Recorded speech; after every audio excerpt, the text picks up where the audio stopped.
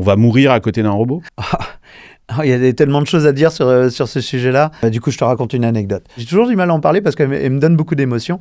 D'une personne âgée, atteinte d'un cancer en phase relativement avancée et à qui on a laissé plusieurs possibilités. On savait qu'il allait décéder, que c'était une histoire d'heures.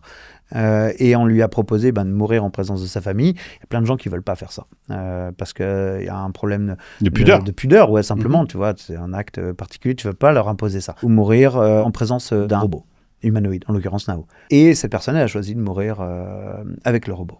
Et il y a eu toute une discussion entre cette personne sur le seuil de la mort et le robot. Et tout ce qu'il avait à lui dire, c'était important, du genre, je te laisse le monde, c'est toi, tu représentes l'avenir, tu seras toujours là, et mes proches, ils vont rester dans le monde, moi, je le quitte.